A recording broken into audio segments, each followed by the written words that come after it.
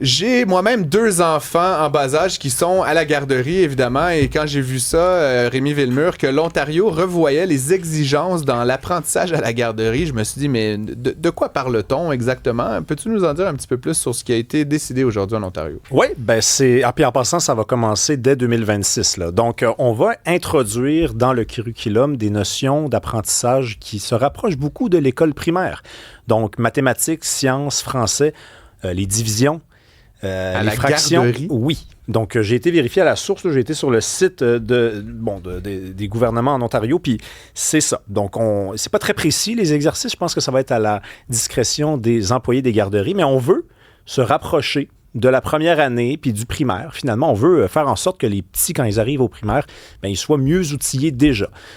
J'ai été voir aussi, moi, je sais pas à quoi ça ressemble, là, le parcours d'un jeune à la garderie. C'est un petit peu vieux dans ma tête. Mais un parcours de jeu et de plaisir. Et là, de découverte. Idéalement, oui, c'est ça. Puis tu sais, on bricole, on coupe des choses, on casse des spaghettis. Si je me souviens bien, les divisions, les multiplications, peu importe, c'était genre 3e, 4e année, si je me trompe pas, là, c'est pas maternel. En tout cas, on va au moins les initier à ça. Comme je dis, c'est pas très, très précis. C'est à la discrétion des gens. Des gens, on parle par exemple, de commencer les mesures aussi, donc les fractions, additions, divisions. Mais je trouvais que c'était quand même beau comment c'était écrit sur le site du gouvernement, parce que ça disait qu'on les introduit à la nature, à l'hygiène également, aux rapports sociaux. Puis là, je me disais, c'est déjà beaucoup là, pour un enfant de 3-4 ans. Mais écoute, il y a des bons arguments des deux côtés. Parce que je sais qu'en Chine, par exemple, sur TikTok, on le sait, et c'est pas juste une rumeur, c'est pas juste une légende, le contenu est différent.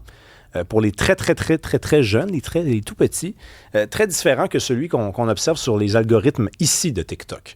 Donc, écoute, si en Chine, on élève nos enfants de façon à leur permettre, dès l'âge de 5-6 ans, d'être capable de comprendre comment fonctionne un moteur, comment fonctionne une turbine, comment fonctionne un certain... Non, mais c'est vrai. Comme ça, à 16 ans, ils pourront aller travailler à l'usine 16 heures par jour. Tu sais, c'est un peu triste, je trouve. Me semble, les jeunes, moi, je souhaiterais qu'ils jouent le plus longtemps possible avant d'apprendre les divisions et aussi mon opinion, les Francis. capitales des grands pays. Là. Je vais t'avouer, ceci dit, mettons, je fais l'avocat du diable. Bon, moi, mon enfant, évidemment, tu comprends qu'à tous les soirs, on lit des livres, il possède de plein de bouquins. Là, tout le monde lui donne des livres. Tu sais, la chenille qui faisait ce lit, puis là, le petit loup. C'est bon, c'est bien. Mon point, c'est que, tu sais, puis là, il veut que je lui lise plus de livres, puis moi, évidemment, je suis comme un peu tanné de lire la chenille. Là, fait que, tu sais, on bargain. Moi, je veux en lire 3, lui, il veut en lire 5. Mon point, c'est que, tu sais, il y a des familles où il n'y a pas de livres. T'sais. Puis ça, je travaille un peu avec la Fondation pour l'alphabétisation. On les a accueillis cette semaine à l'émission. Puis tu sais, des gens où il n'y a pas un livre dans la maison. Puis je me dis, ces mêmes enfants-là côtoient possiblement mon fils à la garderie, d'une certaine façon, dans une perspective d'égalisation des chances. L'institution... Puis là, comme je te dis, je trouve que c'est trop tôt, mais je me dis, l'institution devrait peut-être... chercher, tu sais, moi, je pense pas que mon enfant va avoir de la problématique à faire des divisions à aucun moment. Ça devrait être non, mais tu vois ce que je veux dire? Ouais. Mais dans une perspective où la garderie, puis ensuite la maternelle, puis ensuite l'école est un facteur d'égalisation important des chances, si on commence plus tôt, entre guillemets, surtout pour les jeunes un peu défavorisés ou qui n'ont pas ces chances-là, ça leur donne un petit hop. Mais tu sais, encore une fois, je suis pas un spécialiste de la pédagogie et tout ça, mais je suis tiraillé. Moi aussi, je suis tiraillé. Puis, tu sais, des fois, on est mieux d'en parler que d'arriver avec des positions tranchées, alors qu'on n'a pas tout à fait exploré la question. On met tous les arguments sur la table. Et je nous invite quand même à nous intéresser aussi à ce qui se fait ailleurs, parce qu'on est en compétition avec ce qui se fait ailleurs. C'est un peu ça aussi. Quand on nous dit, par exemple, que l'IA va falloir être les meilleurs de l'IA au Québec ou au Canada, puis là, on dit, attends, on est-tu vraiment tout pour là-dedans? C'est parce que s'il y a une compétition... et que tu n'as pas vraiment le choix d'embarquer dedans, mais tu es toujours bien mieux d'être le meilleur dans ce sport-là. Mais en fait, en même temps, faut pas devenir complètement névrosé. C'est ça le risque aussi. Quand je regarde des gens qui me citent, mettons, le Japon en exemple, où le taux de suicide est le plus élevé dans le monde, je me dis, tu sais, il y a peut-être aussi... faut prendre son gaz égal. Et d'ailleurs, ça nous amène à notre deuxième sujet. Je vais faire un petit lien, mais j'en parlais un peu plus tôt cette semaine avec Marc Boilard, puis j'étais intéressé d'avoir ton point de vue là-dessus, Rémi. Les intentions entrepreneuriales sont à la hausse au Québec et même sont supérieures qu'aux États-Unis, qui est peut-être le pays entrepreneurial parmi tous. Très rapidement, mais je t'écoute après, mais pour moi, une intention d'entreprendre, généralement, ça provient d'une personne qui se sent sécurisée, qui sent que si ça marche pas, elle pourra retomber sur quelque chose. C'est quelqu'un qui a de l'épargne. C'est quelqu'un qui a un système social de soutien ou un système familial de soutien. C'est généralement signe que la société va bien. T'sais. Et peut-être que ça va pas, c'est pas très fort aux États-Unis parce qu'actuellement, les Américains sont terrorisés par ce qui leur arrive, parce qu'ils ont beaucoup plus de difficultés que nous encore à joindre les deux bouts. Donc, je voyais ça comme un reflet du fait qu'au Québec, tu sais, ça... Il y a bien des choses qui vont mal, mais en moyenne, on sent qu'on est un peu soutenu peut-être et qu'on a donc plus l'appétit pour entreprendre. Ouais, mais après, tu sais, on va donner les chiffres parce que le Québec, donc, on a demandé aux Québécois, est-ce que vous auriez envie de démarrer une entreprise dans les 3 prochaines années? 27,4% des Québécois ont dit oui contre 23 aux États-Unis. Puis je pense qu'au Canada, en moyenne, c'est 33. Donc, si depuis quelques années, ça va moins bien aux États-Unis, est-ce qu'ils ont perdu autant de points? Hein, parce qu'on devine qu'ils étaient supérieurs au Canada, suivant ta logique. Peut-être. Alors, ça voudrait dire 10 points de pourcentage de moins. Je ne suis pas sûr qu'ils auraient pris cette débarque-là au complet, mais ça explique peut-être cela. C'est peut-être aussi que, je sais pas, il y a un vent difficile à comprendre qui souffle sur le Québec. On voudrait prendre des risques après des années de non-prise de risques et que là, on voit arriver le temps qui passe, puis on se dit, peut-être qu'on a besoin de ça dans notre vie.